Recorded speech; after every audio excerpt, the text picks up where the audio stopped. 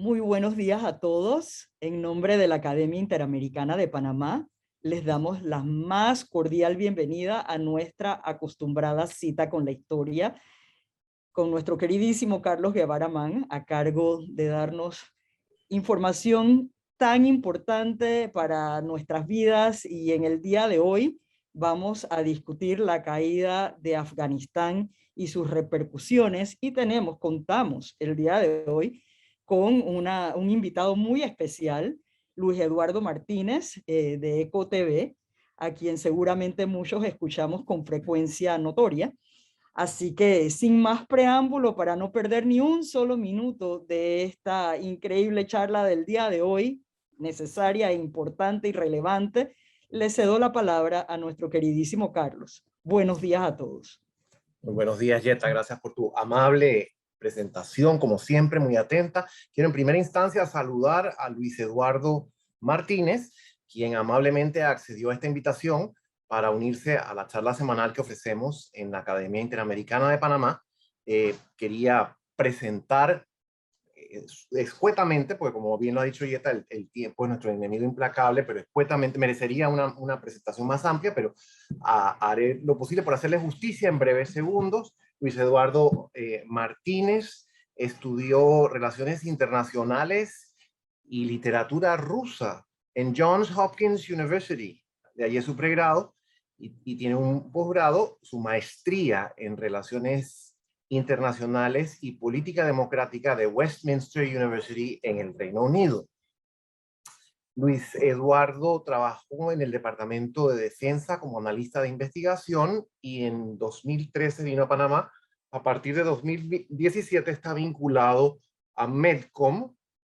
Lo hemos visto muchas veces en la televisión, pero más que un rostro simpático en la televisión, es analista político de Medcom, y considero yo que es de lo mejor que hay en los medios panameños en ese sentido. Así que me siento muy complacido de que Luis Eduardo esté con nosotros en la mañana de hoy y que apoye con su conocimiento, porque alguien que tiene una asombrosa capacidad para recabar información, conseguirla y procesarla con una rapidez que hasta a mí me asombra.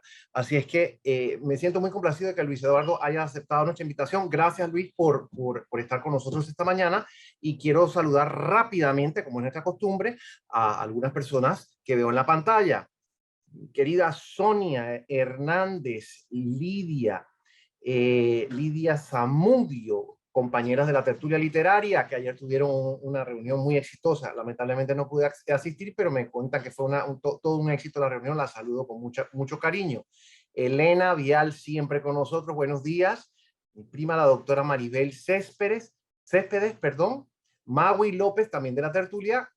No sé si ya está de vuelta en el Valle o si está en Panamá todavía, pero siempre nos acompaña también, así que es un gran placer saludarla, lo mismo que Puchi Cardoso de Arosemena. Mi estudiante recién egresado de FSU, Amílcar Pinzón, excelente estudiante y excelente profesional, un gran saludo para él. Veo aquí una cara que hace rato que no veía, y me complace enormemente, mi querido doctor Rogelio Moreno de León. No sé si se nos une desde Panamá o de su refugio en la provincia de Coclé. Ah, excelente, Rogelio. Gracias por acompañarnos. Excelente profesional de la psiquiatría, Rogelio Moreno, a quien saludo con mucho aprecio. Eh, eh, Así es que, bueno, yo creo que después de estos saludos, otra excelente profesional de la psicología, mi querida Ruth Jaeger, que se nos une también hoy, y otras personas a quienes les damos la bienvenida. Mi amigo el Comando Olmedo Alfaro, este es un tema para él, que tiene estudio y una formación castrense muy importante, pero que se ha dedicado a la vida civil para beneficio del país. Así que un saludo muy cordial para Olmedo y Matilde Bacardí, que también se nos acaba de unir. Yeta, después de estos saludos, yo creo que es importante que comencemos, porque la agenda de hoy es muy amplia y tenemos un Así es, invitado de Carlos. lujo, como dije, a quien queremos escuchar también. Excelente, Carlos, gracias por esos saludos siempre tan cariñosos para todos los que nos acompañan con frecuencia notoria también en nuestra cita con la historia. Quisiéramos iniciar preguntándote, Carlos, ¿cómo se origina la intervención de Estados Unidos y sus aliados en Afganistán?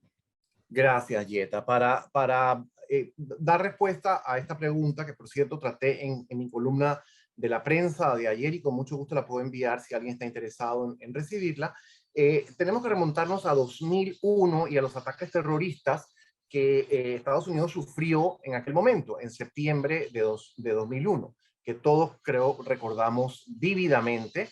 eh, Todos recordamos haber presenciado esos ataques en la televisión. Yo recuerdo que yo estaba en Estados Unidos en ese momento, muy cerca de Washington, D.C., y como consecuencia tuve que permanecer en Estados Unidos mucho más allá del tiempo que tenía previsto porque el país se detuvo por completo, los aeropuertos, de partida los aeropuertos cerraron completamente y la situación se tornó bastante preocupante y caótica en Estados Unidos. Entonces, rápidamente el gobierno de Estados Unidos determinó que los ataques habían sido planificados por una organización terrorista llamada Al-Qaeda. Hemos escuchado hablar de Al-Qaeda muchas veces, y esa organización Al-Qaeda tenía su base o su sede en Afganistán.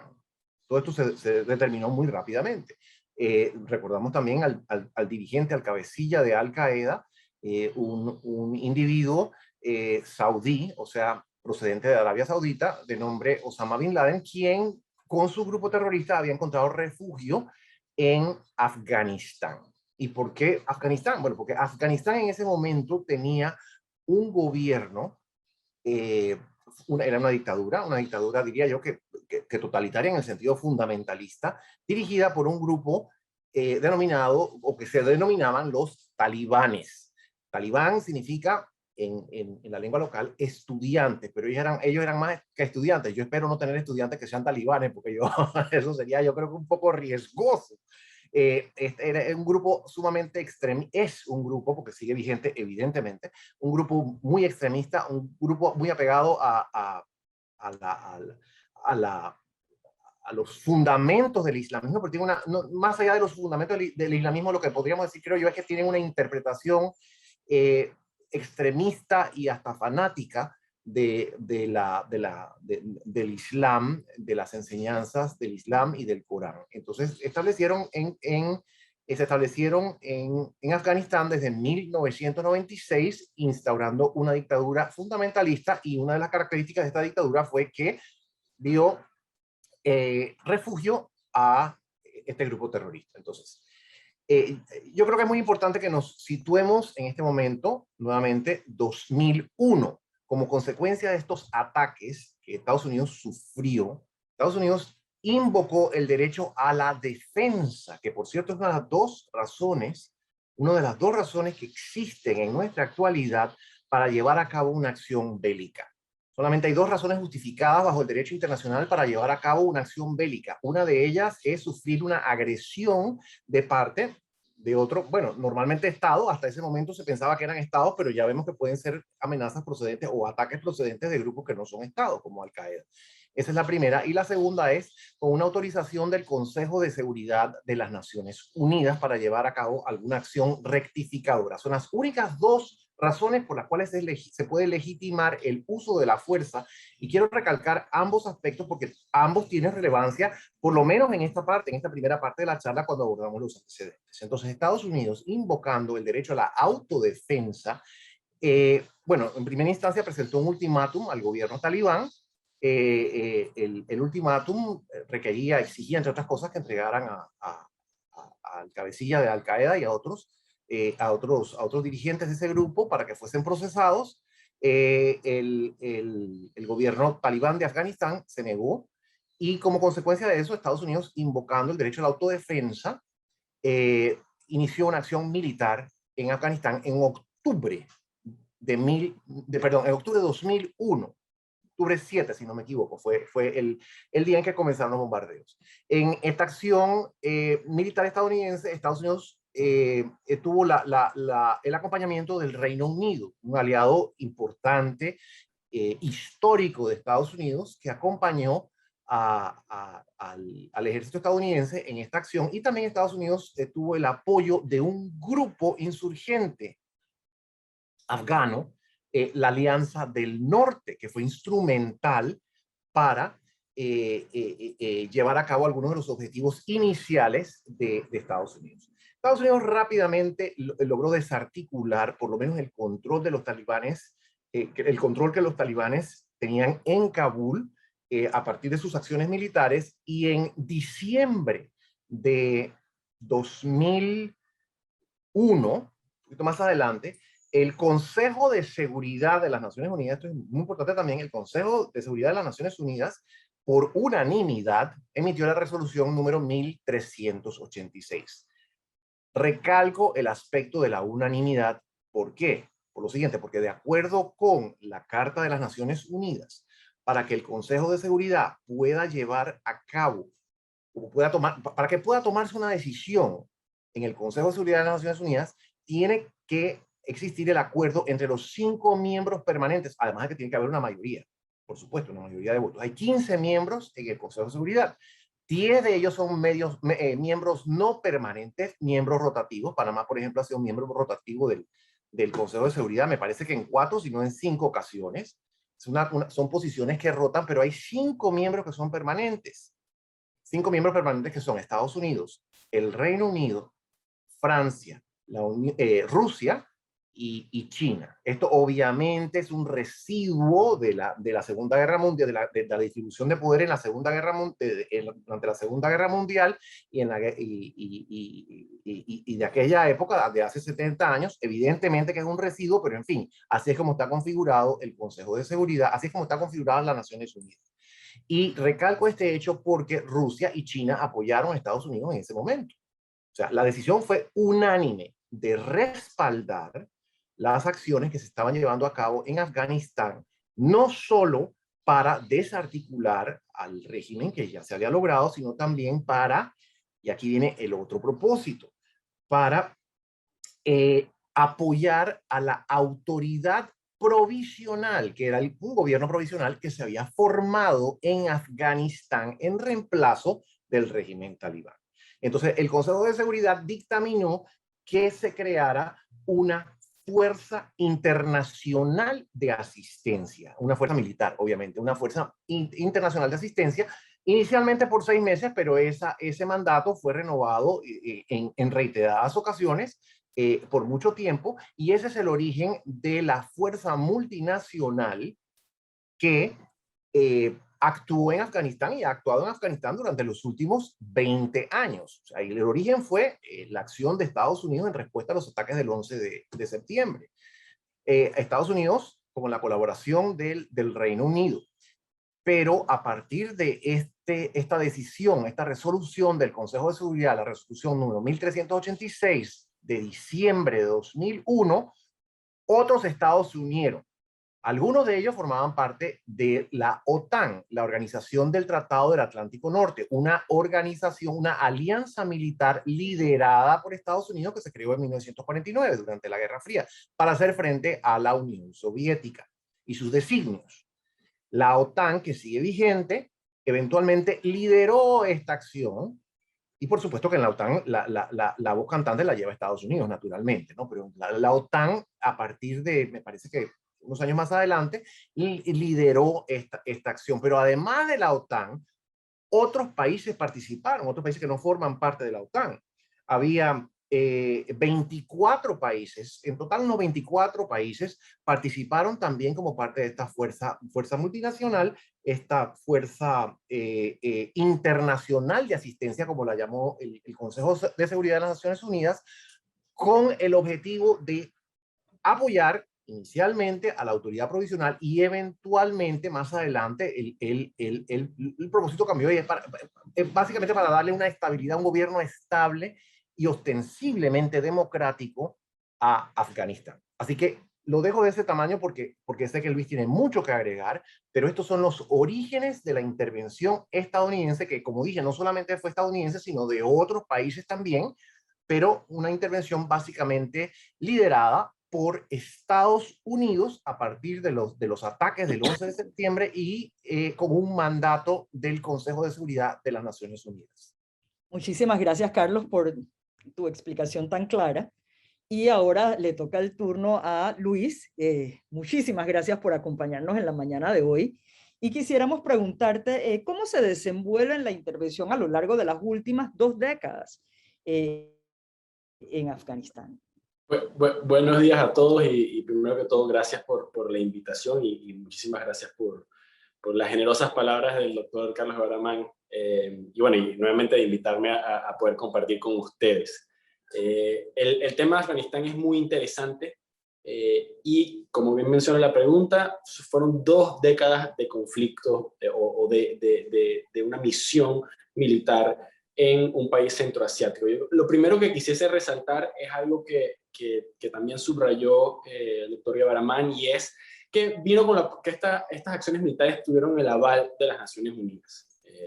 Yo creo que es importante también no solo contextualizarnos en el 2001 y post ataques del 11 de septiembre, sino también contextualizarnos que esto es un mundo post la caída de la Unión Soviética. Si bien es 10 años después de la caída de la Unión Soviética, también es un momento en donde el sistema internacional tiene un líder claro. No hay una competencia de polos a nivel internacional. O sea, el liderazgo del sistema internacional está claramente bajo ideales liberales, está claramente bajo pretensiones democráticas y pretensiones y consideraciones de derechos humanos, y bajo el tutelaje del liderazgo de los Estados Unidos. Yo creo que eso es importante subrayar, porque hay que entender que esto fue un experimento de este sistema internacional liderado por los Estados Unidos.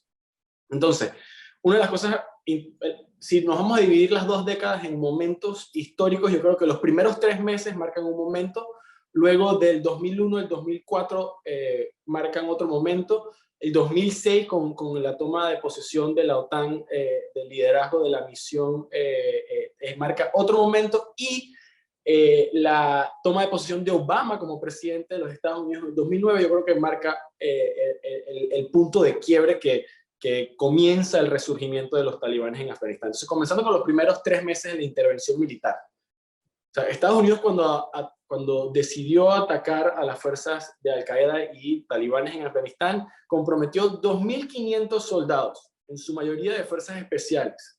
En total, las fuerzas británicas y americanas que lideraron los primeros asaltos en la tierra en Afganistán no sumaban más de 5.000 personas.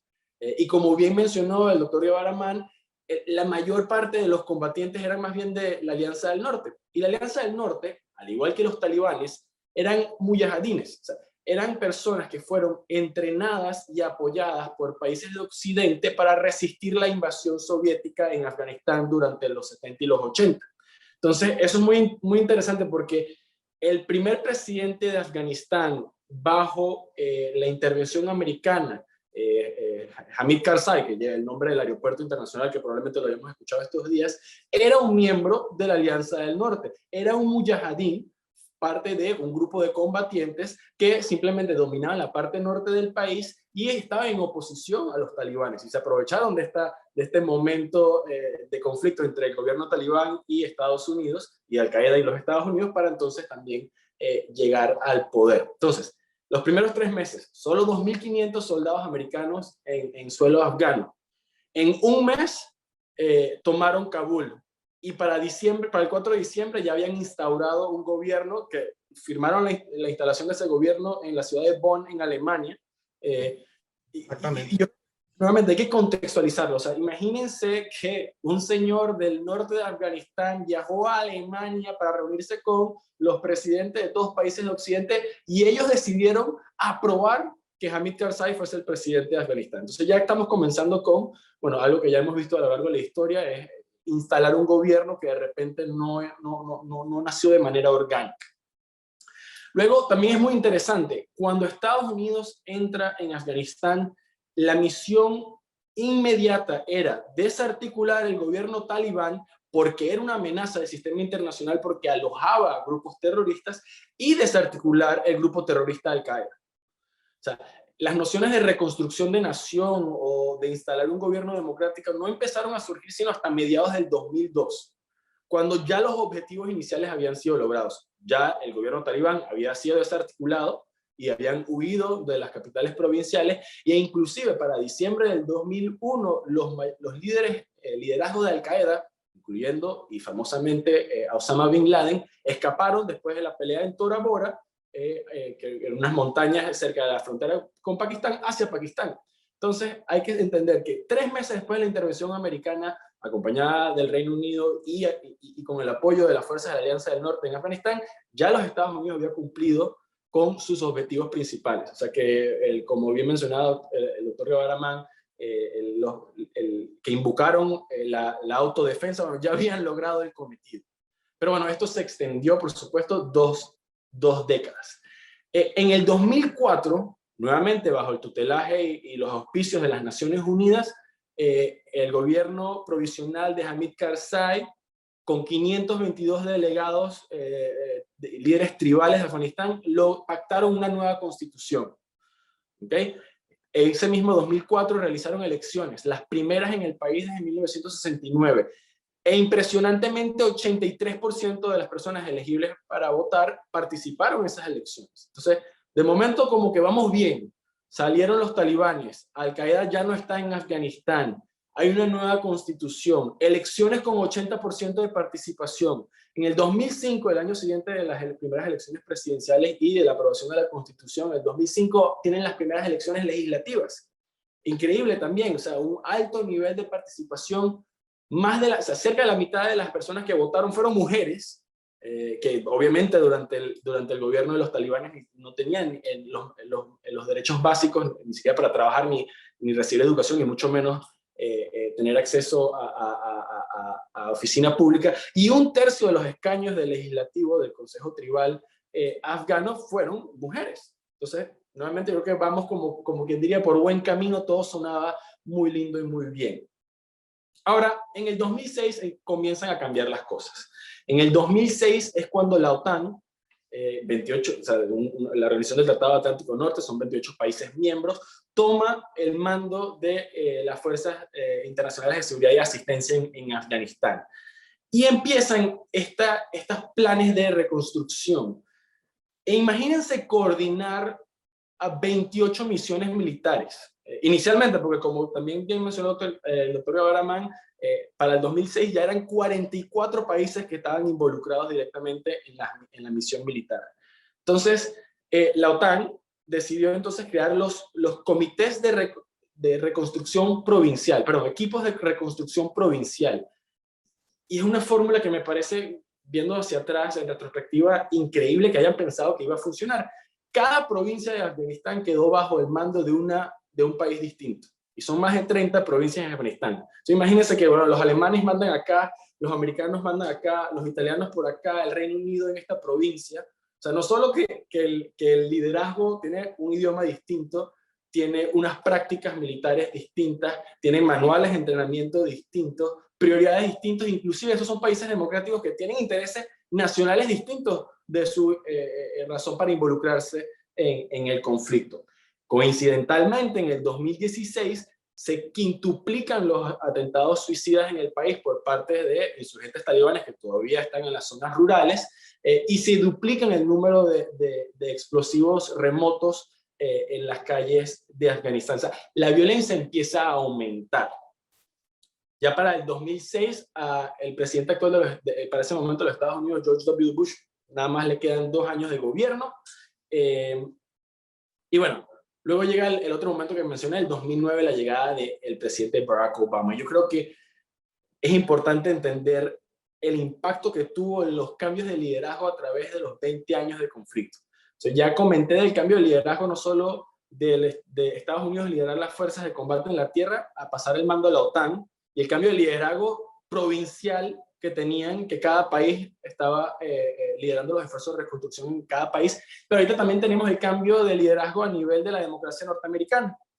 El presidente Barack Obama en el 2009 lo primero que anuncia a tomar posesión es una retirada de tropas de Irak que uno dirá, bueno, de repente no cabe dentro del enfoque de la charla, pero es muy importante. Retirada de tropas de Irak y un incremento de 17.000 tropas en Afganistán. Eso fue de las primeras acciones en enero del 2009 que el presidente Barack Obama tomó. Para finales del 2009, Estados Unidos había incrementado su presencia militar en Afganistán hasta 100.000 soldados.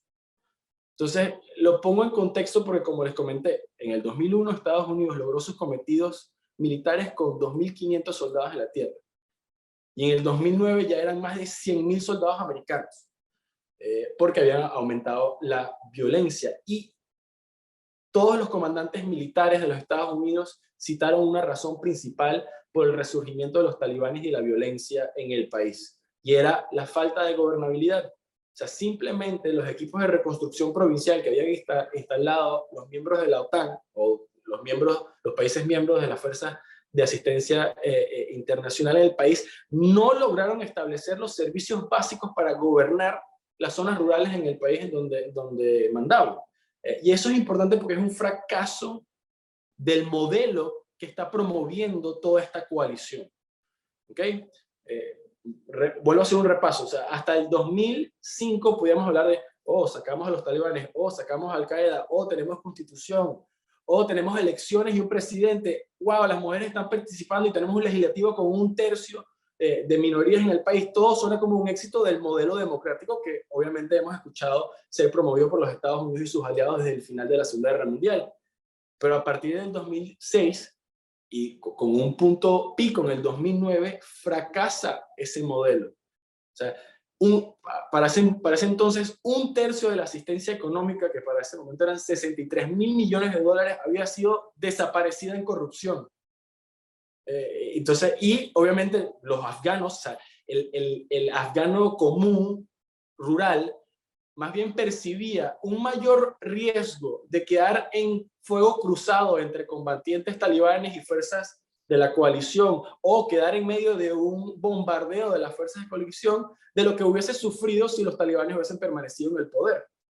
Y no es una percepción que estoy inventando yo, sino es una percepción que los números lo indican. O sea, en los 20 años de conflicto murieron 240.000 personas, 50.000 combatientes talibanes, pero 47.000 civiles. O sea, murieron tantos civiles como talibanes. Y peor aún, 69.000 fuerzas de seguridad afganas. O sea, para ponerlo en contexto, murieron muchos más civiles y afganos del gobierno promovido por los Estados Unidos y las fuerzas de coalición que fuerzas talibanes. O sea, por supuesto que la destrucción, si lo vamos a poner en la mesa, y si uno es un afgano del interior del país, dirá, bueno, me hubiese quedado mejor con que nunca hubiesen invadido el país, porque no tengo más derechos por la situación de violencia constante, el país está destruido, el gobierno es corrupto, por supuesto no tiene legitimidad porque es pollo. Entonces yo creo que es a partir del 2011 que yo pondría como que el comienzo del fin de la guerra. Esta semana todo el mundo está hablando de si fue Trump que comenzó la retirada, si fue Biden que no lo hizo bien. Yo creo que fue el 2011 cuando Obama anunció los planes de retirada de tropas en paralelo al inicio de negociaciones con los talibanes. Entonces ya desde el 2011 el sistema internacional y su liderazgo admitió que la solución del conflicto en Afganistán incluía una negociación con los talibanes y entregar el poder. O sea, hace 10 años que esa fue la conclusión del gobierno norteamericano. Entonces, llegamos al 2021, 10 años más de corrupción, 10 años más de un doble discurso, porque todos los días escuchamos los pronunciamientos de las Naciones Unidas, de Estados Unidos, hablando de la protección de los derechos humanos y de la misión en Afganistán, la democratización de una sociedad, incluirlos en el mundo moderno, salir de la barbarie y llegar al mundo civilizado, pero nada de eso es lo que estaba sucediendo en suelo afgano. Entonces llegamos al 2021, están los talibanes a las puertas de Kabul y el gobierno huye. O sea, el presidente se fue en un avión a los Emiratos Árabes Unidos. Están inclusive las acusaciones ya. El mismo ministro de Defensa del gobierno de Ashraf Ghani, el presidente que escapó durante el fin de semana, su mismo ministro de Defensa lo está acusando ante la Interpol por crímenes de haberse robado más de 167 millones de dólares en valijas al escapar del país. Y en paralelo a su escapada hacia los Emiratos Árabes, más de 600 oficiales, no soldados, oficiales del ejército afgano, se llevaron 22 helicópteros y 24 aviones de guerra hacia Uzbekistán. O sea, ese era inclusive el firepower que iba a defender el país y era el firepower que el gobierno americano había generado las estimaciones de que, bueno, les dejamos suficientes equipos militares para defender la avanzada de los talibanes por 2 a 3 años. Y duró 3 días la toma de Kabul sin ningún disparo ni ningún combate. Entonces, si quiero resumir nuevamente cómo podemos caracterizar estas 2 décadas de intervención: 3 meses de éxito militar, 3 años de éxito de reconstrucción de nación y 17 años de hipocresía y fracaso en coordinación de esfuerzos. Y esa suena fuerte decir hipocresía, pero yo creo que es muy importante para la legitimidad del sistema democrático y del sistema liberal y del sistema internacional de las Naciones Unidas, que no hayan logrado, porque si tú me dices que fue Estados Unidos el que fracasó, nada más. Dice, bueno, un país no lo hizo bien, tiene sus intereses internos, el sinfín de críticas que se le puede hacer a los Estados Unidos, pero no, fueron las Naciones Unidas, con más de 44 países incluidos en suelo afgano, con la aprobación y vigilancia de China y Rusia. O sea, fue el sistema internacional el que falló y no logró el cometido básico del orden mundial actual. El cometido básico del orden mundial actual es generar estabilidad, que no haya una anarquía internacional, y por eso es que se promueve la democracia y la economía de libre mercado, para reducir las tensiones y los conflictos sociales. Y bueno, obviamente no se logró reducir los conflictos y las tensiones sociales, que 2021, 2 décadas después, nuevamente tenemos a los talibanes al mando del gobierno en Afganistán.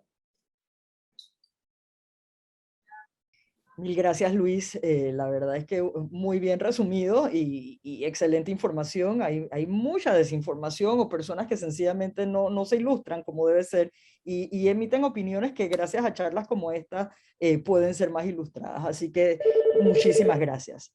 Disculpas, estoy en la charla de Guevara-Mann, no puedo ahorita. Carlos, ¿qué antecedentes históricos relevantes podemos mencionar en conexión a esta intervención?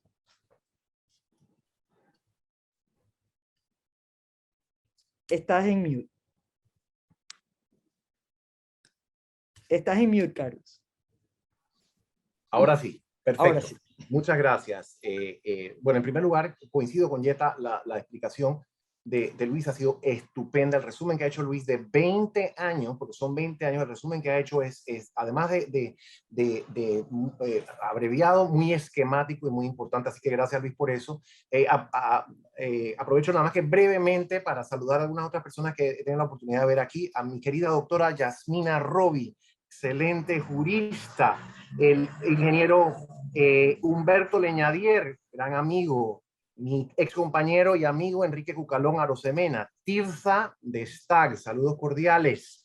Mi estudiante, bueno, recientemente egresado también, Ricardo Pichel, saludos Ricardo. La profesora Rosa Aguirre, otra gran jurista panameña. Fabiola Zabarce, quien nos ha acompañado en estas jornadas.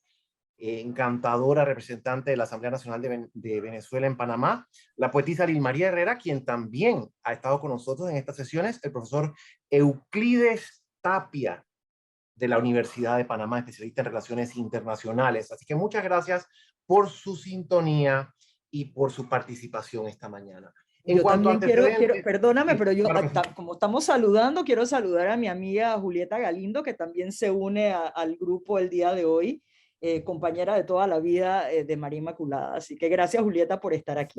Saludos, Julieta, saludos a ti y a tu distinguido, querido y apreciado padre, con quien tengo una conversación pendiente hace bastante tiempo, pero espero que la pandemia nos lo permita pronto. Los antecedentes históricos es un tema para mí como para Luis, un aspecto para mí como para Luis sumamente interesante. Y yo creo que si fuese a decir algo específico acerca de este aspecto, el antecedente histórico, es que Afganistán ha sido objeto en los últimos, ¿qué? 180 años, de intentos de sojuzgamiento por potencias extranjeras, y todos han fracasado. Bien, primer intento, bajo el imperio o por el imperio británico, y este fue un intento prolongado del imperio británico, sobre todo desde su base en la India. Recordemos que durante muchos años la India fue dominada por el Reino Unido, y cuando hablo de la India me refiero a una extensión muchísimo más grande de la que actualmente tiene la República de la India, porque la India dominada por Gran Bretaña incluía la actual República de Pakistán, la actual República de Bangladesh, y en un momento incluyó también a Birmania. Después Birmania fue separada, pero es una extensión muy grande, y los británicos tenían allí una base de poder increíble. Es más, para los británicos y para el resto del mundo, la India era la joya de la corona británica. Entonces, los británicos, fue política británica durante mucho tiempo, hasta la independencia de la India, hace 70 años, resguardar este imperio, este dominio que tenían ellos sobre la India. Así que se preocupaba mucho porque las fronteras, las áreas aledañas, las áreas circundantes, no fuesen objeto de conquista por parte de otras potencias, o no fuesen a partir de la propia inestabilidad que había en esos lugares, objeto para desestabilizar su dominio sobre la India. Entonces, dentro de este marco un poco más amplio, un marco geopolítico un poco más amplio, los británicos intentaron por primera vez, la primera guerra afgana de los británicos fue en 1839. Inicialmente, como pasó ahora, como pasó en 2000, ahora no, pues como pasó en 2001, que Luis lo acaba de señalar. Inicialmente los británicos en 1839 lograron victorias militares, pero eventualmente en 1842, o sea, 3 años después, tuvieron que evacuar Kabul, salir huyendo de allá. Fue la primera guerra afgana. La segunda guerra afgana fue entre 1878 y 1880, también motivada por lo mismo, ¿no? por intento británico de establecer, si no una completa dominación, por lo menos una hegemonía importante sobre Afganistán. Nuevamente en 1880 se vieron obligados a salir de allá, porque los afganos lograron repelerlos. Aún así se firmó un tratado, y Afganistán accedió a poner la conducción de sus relaciones exteriores bajo la orientación del Imperio Británico. Entonces el Imperio Británico nombró un residente, un agente, el equivalente de un procónsul, pues de un ministro, como los había aquí también, pues que los Estados Unidos aquí nombraban embajadores que tenían actuaciones de procónsul, algo parecido allá en Kabul, y el emir de Kabul, o el rey de Kabul, se dejaba orientar por el ministro residente británico con respecto a la política exterior. Entonces, los afganos accedieron a esto, pero definitivamente repelían y rechazaban una mayor penetración británica en su gobierno y en sus asuntos. Y la tercera guerra afgana fue en 1919, poco después de la Primera Guerra Mundial. Y allí también esa guerra afgana terminó con una derrota para los británicos. Los británicos tuvieron que firmar un tratado con Afganistán, y accedieron a liberar Afganistán de todo compromiso con los británicos en lo que respecta a la conducción de las relaciones exteriores, de las relaciones internacionales de Afganistán. Así es que esa fue una experiencia que se prolongó a lo largo de 1839 a 1919, a lo largo de 80 años, las incursiones o las aventuras del Imperio Británico en Afganistán, que todas resultaron en una eventual expulsión de los británicos de Afganistán, aunque durante un tiempo sí lograron establecer una influencia indirecta importante en términos de penetración o de dominación o de subyugación de Afganistán por el Imperio Británico, eso no se logró. Entonces, Afganistán, esto también es importante recalcarlo, en esa época Afganistán no fue dominada, ni colonizada, ni sometida por ninguna potencia extranjera. Hay que tomar en cuenta también que los rusos tenían intereses en Afganistán, y esa era la preocupación principal de los británicos, sobre todo al principio del siglo XIX, que los rusos pudiesen dominar Afganistán y de allí amenazar a la India, como eventualmente ocurrió en esta en este segundo episodio al que me voy a referir inmediatamente. El segundo episodio es el episodio de la invasión soviética y de la dominación o el intento de dominación de la Unión Soviética en Afganistán. Eso comenzó en 1979 y tiene como antecedente inmediato la toma del poder en Afganistán en 1978 por un régimen comunista. Y aquí hago un breve paréntesis para hablar un poquito, porque Luis también aludió a este tema, a los intentos de la fuerza internacional de crear una democracia, de establecer una democracia. Afganistán no tenía, antes de que entrara esta fuerza multinacional, con el mandato de las Naciones Unidas, Afganistán no tenía ninguna experiencia democrática de ningún tipo. Hasta 1973, Afganistán fue una monarquía. Una monarquía, bueno, digamos que quizás ya no absoluta en ese momento, pero una monarquía en la cual el monarca sí tenía un papel importante. Ahora, en retrospectiva, esa monarquía fue quizás el periodo más estable, el periodo más pacífico que tuvo Afganistán en su pasado reciente. El último monarca de Afganistán fue Zahir Shah. Zahir, Z-A-H-I-R, un señor que vivió mucho tiempo, vivió desde 1914 que nació hasta 2007 y reinó entre 1933 y 1973. Tuvo un reinado de 40 años, durante el cual, como dije, Afganistán no era democrático, pero por lo menos no tenía los problemas que tenía hoy. Durante la Segunda Guerra Mundial se mantuvo neutral muy a pesar de las presiones británicas y soviéticas. Eventualmente Afganistán durante la Segunda Guerra Mundial accedió a expulsar a los ciudadanos del eje que hubiese en Afganistán, pero no rompió relaciones diplomáticas ni con Alemania, ni con Italia, ni con...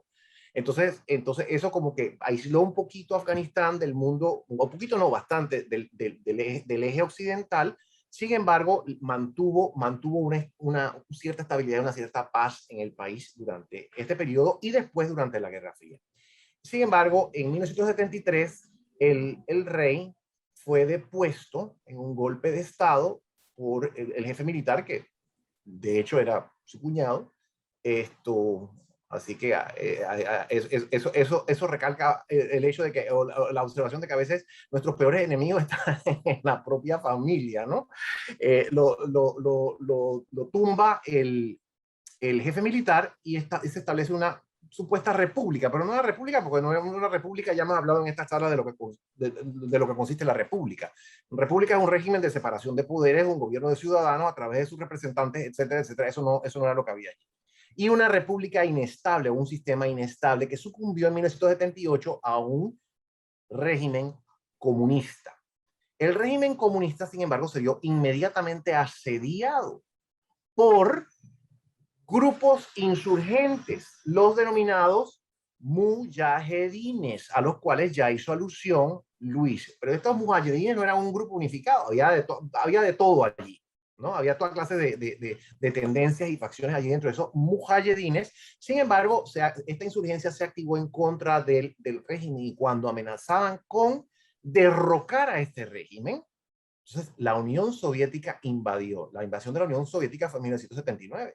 Y yo recuerdo, la doctora Robbie, la licenciada Jaeger y yo estábamos en la escuela en ese momento juntos, y yo tengo así como un vago recuerdo, quizás ella lo recuerda más que yo tengo como un vago recuerdo de aquel evento. Yo creo que hubo, no sé, la sensación mía es que hubo un escándalo mundial, una situación de alarma, porque veíamos los tanques soviéticos avanzar sobre otro estado ciertamente que tenía un sistema comunista, un régimen comunista, pero era un estado independiente, y la Unión Soviética lo invadió para evitar que este régimen sucumbiera. Bueno, los soviéticos se metieron allí y esa fue otra sangría para los soviéticos.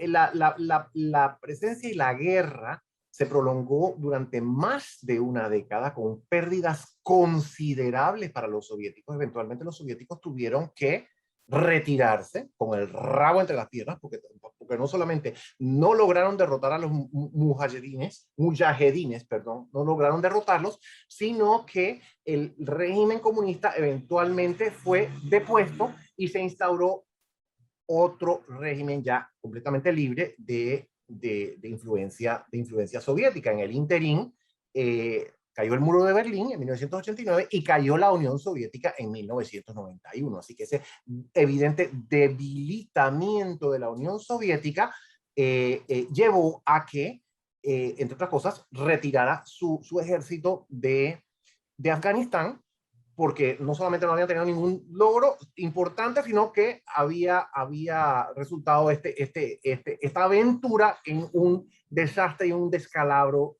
importante para el ejército soviético.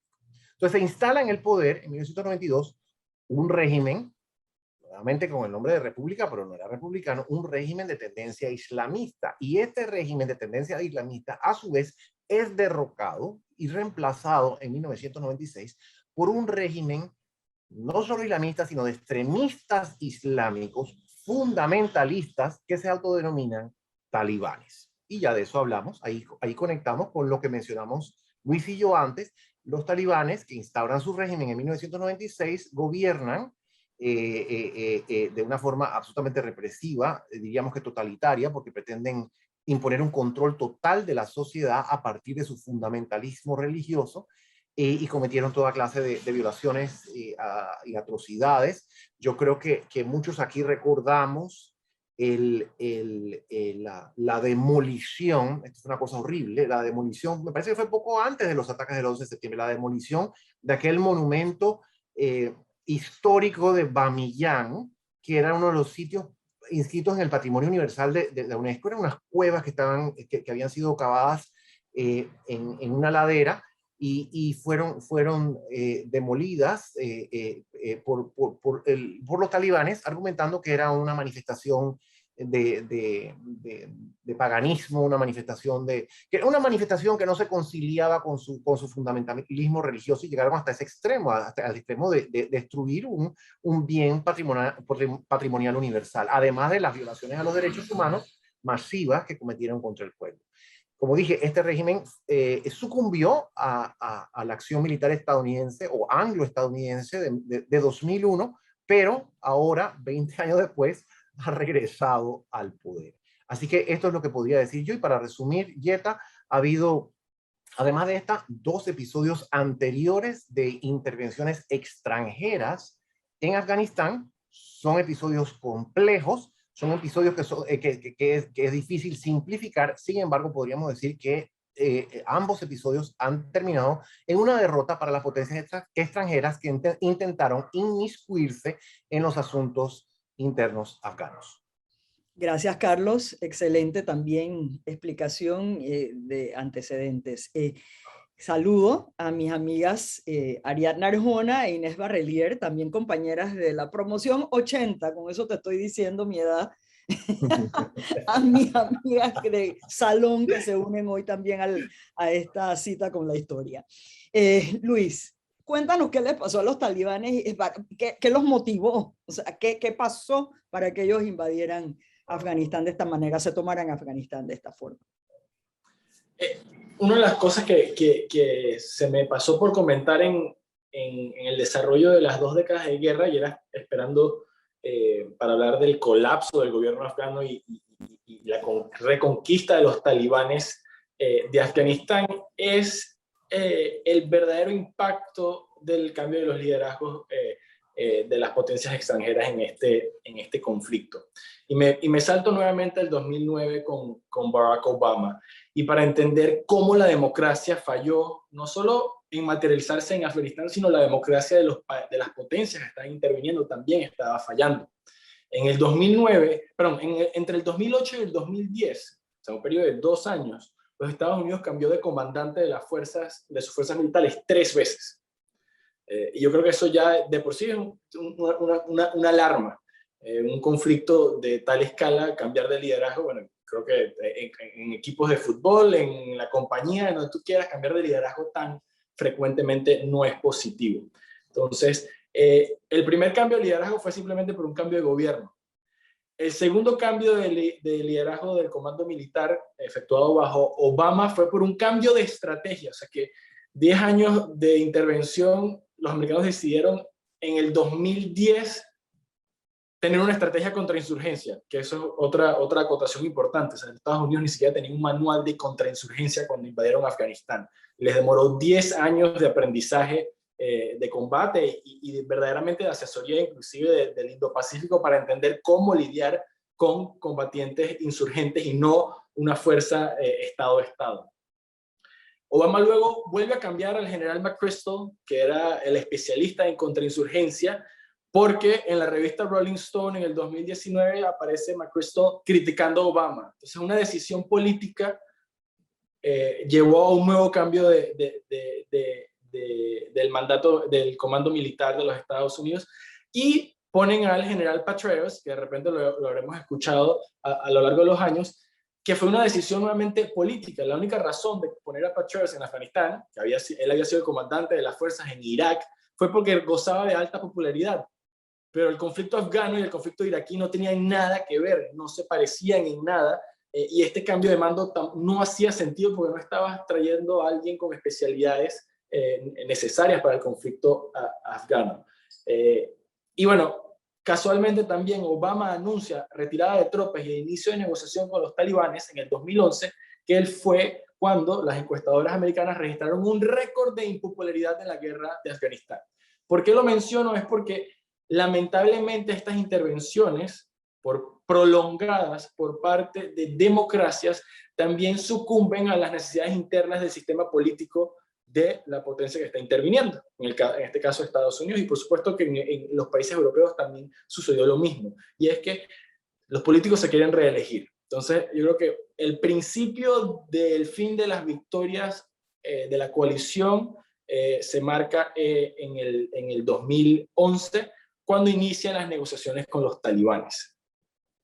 Ahora, ¿cómo los talibanes lograron recapturar Afganistán de manera tan rápida? Bueno, lo que bien mencionaba del contexto histórico del doctor Guevara Mann, es importante también hablar de la geografía del país.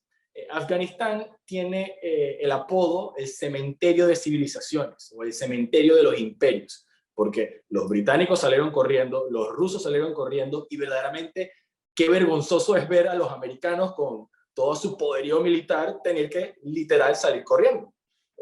Porque las imágenes están ahí, eso es lo que pasó. Y hay 10.000 americanos todavía en Afganistán intentando de escapar.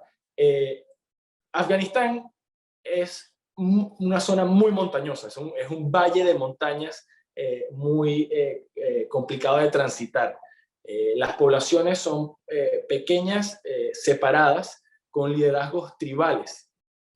Y entonces la misma dinámica social, producto de la geografía del país, hace que sea muy difícil de conquistar.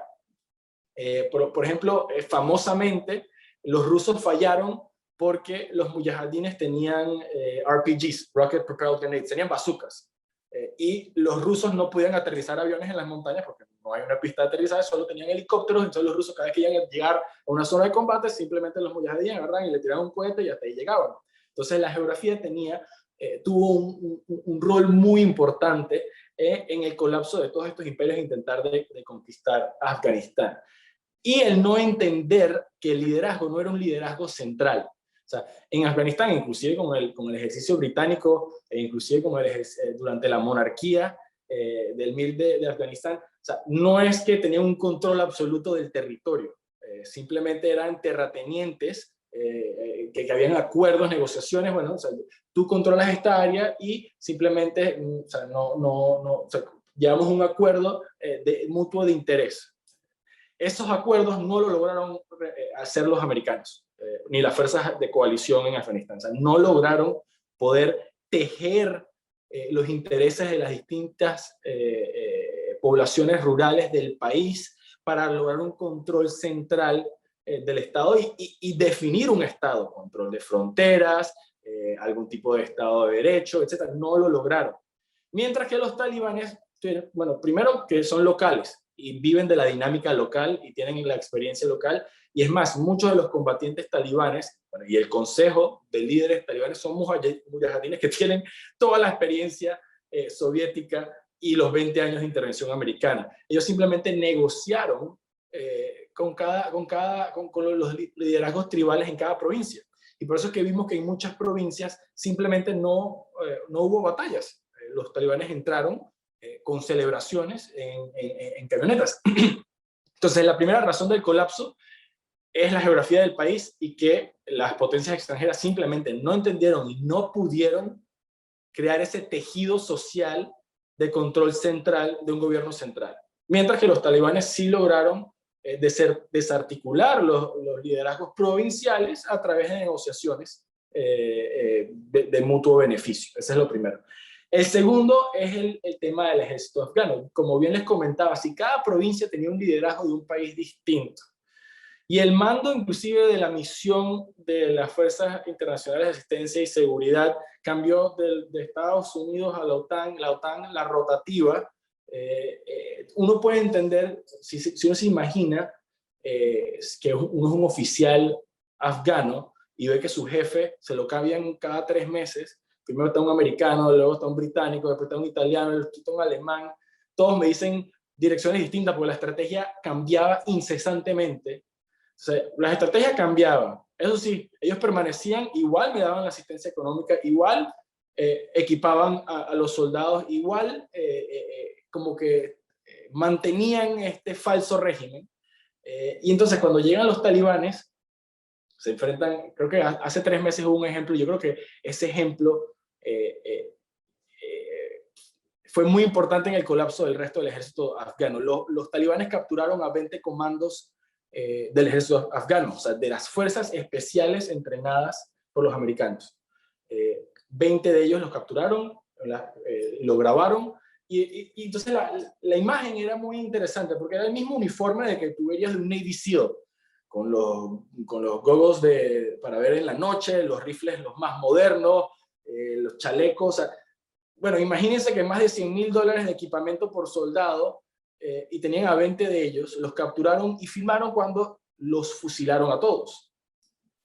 Entonces yo creo que es con el uso de las redes sociales y una campaña intensa de relaciones públicas de los talibanes, ese mensaje llegó alto y claro al resto de los soldados de rango y fila en el país.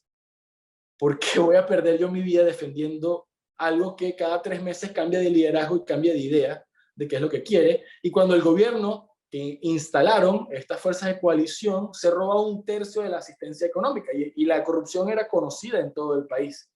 Entonces, claves del colapso del gobierno afgano instalado por las fuerzas occidentales o el sistema internacional: la geografía del país, la corrupción del gobierno y la falta de, ¿cuál sería la palabra? La falta de visión de entender cuáles eran los intereses de los afganos.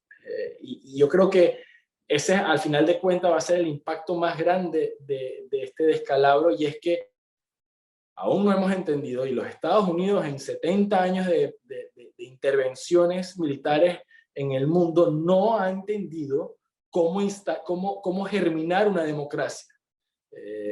No ha sabido cómo germinar legitimidad para un gobierno impuesto a la fin, ¿no? Bueno, y luego, por supuesto, hay que señalar un poco las decisiones del gobierno de Biden. Yo creo que eso ya viendo un poquito más micro. Falta de coordinación, por supuesto la inteligencia norteamericana, como bien comenté en la primera intervención, tenía una estimación de que la capacidad del gobierno afgano daba para mantener la insurgencia fuera de Kabul y fuera de las capitales provinciales por 2 o 3 años, y solo pudieron hacerlo por 3 meses. Entonces, una falta de inteligencia enorme. No es la primera vez que hemos visto ejemplos del gobierno americano tener falencias en materia de inteligencia. Y luego, si quisiese comparar este fracaso a una lista de precedentes que simplemente ya no son precedentes, son el legado de las intervenciones norteamericanas. Porque si vemos cómo Estados Unidos tuvo que huir de Kabul, y ahorita hay un gobierno talibán, tenemos que recordarnos también que cuando Estados Unidos se retiró de Irak, surgió el Estado Islámico. Tenemos también que recordarnos que después de haber apoyado a las fuerzas democráticas de defensa sirias en contra del Estado Islámico y también en contra de Bashar al-Assad, simplemente las fuerzas democráticas de defensa sirias tuvieron que pactar con Assad al ser abandonados por los americanos. En Libia también, el gobierno americano y la OTAN apoyaron en bombardeos en contra de las fuerzas de Muammar Gaddafi y en favor de los rebeldes, y lo que ha sucedido es una guerra civil que aún no termina, y hay más bien dos gobiernos aún compitiendo por control del país. Entonces, una larga lista de fracasos que más allá que ser una crítica propagandística, es una crítica muy real, porque también es trasladable al ejemplo venezolano y nicaragüense.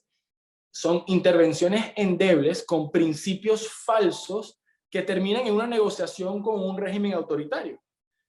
Y la lista va a continuar, porque si vemos cuál es el contexto mundial en el cual nos encontramos en un contexto en donde el mundo a corto plazo va a verse beneficiado de un gobierno talibán, a corto plazo, porque va a haber mayor estabilidad en Afganistán, tristemente, brutalmente, de la que probablemente pudo haber proveído el gobierno de Ashraf Ghani. Y lo hemos visto con el cuasi reconocimiento diplomático por parte de China, de Rusia, de Irán, y obviamente de toda la comunidad países islámicos, y como quien dice, pica y se extiende, eso va a seguir. Entonces, si nos imaginamos un mundo de países alineados y no alineados, la lista de países no alineados está creciendo, está expandiéndose en distintas regiones, y están entonces cambiando el orden internacional de un orden internacional liberal, promoviendo democracia y con consideraciones de derechos humanos, a algo tan básico como simplemente mantener la estabilidad del sistema. O sea, evitar anarquía internacional, sin importar los sucesos internos de los países. Muchísimas gracias, de verdad, siendo las 11:01 de la mañana, les pido a ambos, por favor, que brevemente nos den las consecuencias que tendrá la caída de Afganistán en manos de los talibanes para el resto del mundo. Parte de ello ya nos dijiste un par en tu última intervención, pero estoy segura que habrán más, y nos interesa muchísimo entender cómo nos afectará todo esto. O sea, por lo menos de mi parte, ahí sí empaté. O sea, yo creo que el impacto más importante, por supuesto que los titulares ahorita mismo están enfocados en, por ejemplo, los derechos de las mujeres y cómo van a ser victimizadas. Por supuesto que es sumamente importante la crisis migratoria que va a generar, y que ya generó la crisis afgana. O sea, 3 millones de desplazados internamente, 7 millones para el resto del mundo, y como quien dice, y los que vienen. Pero personalmente yo creo que el mayor impacto es este fracaso. O sea, 2 décadas, 3 trillones de dólares, 44 países, el aval de las Naciones Unidas y su apoyo, y no puedes en un país centroasiático pequeño instalar un gobierno democrático o un gobierno funcional. Eso simplemente es una lección para el resto del mundo de que no funciona. O sea, la promesa de que la democracia, el libre mercado me va a conseguir estabilidad y crecimiento económico no está funcionando a aquellos que se lo están prometiendo. Y por lo menos todo el Medio Oriente, no solo los ejemplos de la primavera árabe, sino los que mencioné, Siria, Libia, Afganistán, Irak, simplemente han visto que es una promesa falsa, y eso yo creo que va a deslegitimizar cualquier intento de llegar a alguna negociación política de cualquier índole, de cualquier tema a nivel internacional que tenga consideraciones políticas o derechos humanos. Van a pasar a un segundo plano para un pragmatismo político como el que implementa China en sus negociaciones internacionales. Carlos.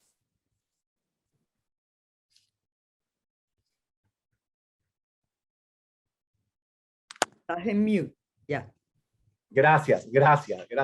Es que hoy me tienes controlado, Yeta. Hoy tengo a todo el mundo controlado. Controlado, todo el mundo controlado, pero ya el que quiera que levante la mano exactamente. Y muy bien, la verdad es que te agradezco ese apoyo, Yeta, como siempre, que es muy importante, crucial para que tengan éxito nuestras actividades. Bien, yo creo que Luis ha enunciado algunas algunas conclusiones muy importantes, algunas repercusiones muy significativas. Yo, quizás, nada más que para añadir muy brevemente, probablemente las estructuraría a tres niveles. Al nivel afgano, o sea, interno, al nivel regional y al nivel global. Internamente, evidentemente, tenemos el retorno de un totalitarismo fundamentalista en Afganistán, con las consecuencias terribles que eso puede tener que va a tener y que ya está teniendo para los derechos humanos y para la poca expectativa que había de un avance democrático en el país. Eso ya ha quedado completamente erradicado. Sí hubo avances, algunos avances, Luis lo mencionó, en términos de los derechos de algunas minorías en Afganistán. Eso se ha perdido. Y además de eso, habrá un problema, además de un problema de autoritarismo, habrá un problema de desplazamiento interno.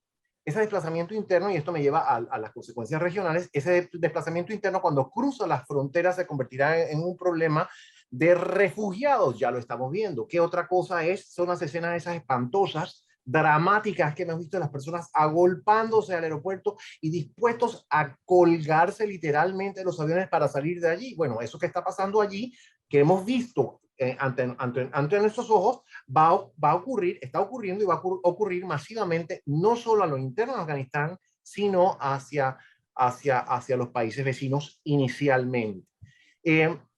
Habrá el surgimiento de un régimen talibán en Afganistán pondrá a ese país quizás en alianza o en concordancia con algunos de la región, pero también establecerá diferencias o creará diferencias importantes con otros países. Pienso específicamente en la India. Y el hecho de que los talibanes hayan alcanzado el poder en Afganistán significa que evidentemente promoverán a los talibanes en Pakistán. Ese es un aspecto del cual no hemos hablado suficiente, porque una de las razones por las cuales los talibanes pudieron mantenerse vigentes es porque tuvieron refugio en Pakistán. Y esta es una de las cosas que yo no termino de entender, cómo Pakistán, un supuesto aliado de Estados Unidos, permitió no solo el refugio, sino que prosperaran los talibanes en Pakistán, al punto que hay una importante presencia talibana en Pakistán hoy, que por supuesto puede ser alentada por los talibanes en Afganistán. No olvidemos que tanto Pakistán como la India son potencias nucleares, a pesar de que Pakistán tiene unos niveles de desarrollo humano muy bajos y la India bastante bajos también. Ambas son potencias nucleares. Yo no quiero ni pensar, y no quiero crearles pesadillas, pero no quiero ni pensar lo que sería un arsenal nuclear en manos de los talibanes, si hubiese una toma talibana de Pakistán, por ejemplo. Bien, entonces consecuencias globales más ampliamente. Esa oleada de refugiados eventualmente llegará a otras partes. Ya están los europeos preocupadísimos por este asunto. Estados Unidos, que está enfocado, como lo ha dicho Luis en ocasiones anteriores, en la migración interna, al punto que nos tienen a nosotros como embudo aquí para que no sigan llegando algunos de los migrantes a Estados Unidos, también se va a ver afectada por esta oleada de refugiados, porque en un mundo globalizado, ciertamente los principales receptores de refugiados son los países vecinos, pero los países que están más lejos no están inmunes de este fenómeno. Entonces, esa va a ser definitivamente otra consecuencia. Una muy importante que se conecta con lo que mencionó Luis es la ampliación de la zona de la autocracia. Hemos hablado en estas sesiones acerca de la llamada autocratización del mundo, el surgimiento y consolidación de regímenes autocráticos por otra parte. Bueno, evidentemente la toma del poder por estos fundamentalistas, extremistas, totalitarios, significa que la zona autocrática del mundo tiene una ganancia mayor. Y la última consecuencia que quisiera mencionar, pero quizás para mí es la más importante de todas, es el enorme golpe que esto representa, no solo para la credibilidad de Estados Unidos, sino para su posición en el mundo. Yo creo que va a ser muy difícil que Estados Unidos se reponga de lo que ha sucedido en los últimos días en Afganistán. cómo se presenta no solo el presidente Biden, no solo su administración, cómo se presenta a Estados Unidos como un aliado, un supuesto aliado en el cual no se puede confiar, como una potencia en decadencia que no puede hacer frente a una banda de forajidos y que sucumbe ante ellos. Entonces, ¿qué dice esto? ¿Cuál es el mensaje que esto manda en las relaciones internacionales? Que no, Estados Unidos ha dejado de tener su papel preponderante, y para nosotros significa su papel preponderante en la defensa de lo que ha señalado precisamente Luis, los valores liberales, los valores democráticos. Yo digo que China debe estar relamiéndose, feliz de lo que ha ocurrido, y Rusia también, porque el desprestigio que ha alcanzado Estados Unidos con esta toma de Afganistán, no quiero decir que no tiene precedentes, pero es algo que creo yo que hemos visto muy pocas veces en la historia, y creo que será muy difícil para Estados Unidos reponerse. Así que lo dejaría de ese tamaño, Yeta. No es una nota muy alentadora, pero en fin, es la lectura que hago de esta situación. Sí, estar informados es importante para todos nosotros, como dije hace un momento. La verdad es que gracias a ambos por esta excelente intervención. Los invitamos a todos a suscribirse al canal de YouTube de la Academia Interamericana de Panamá, en donde todas estas conversaciones que hemos tenido ya por todo el tiempo que ha durado la pandemia. Llevamos ya, ¿cuánto tiempo, Carlos? Tenemos un montón de intervenciones interesantísimas en ese canal. Los invitamos a suscribirse y a revisarlas tantas veces así lo deseen. Muy buenos días, sigámonos cuidando y nos vemos el próximo jueves. Que tengan un excelente día. Hasta luego.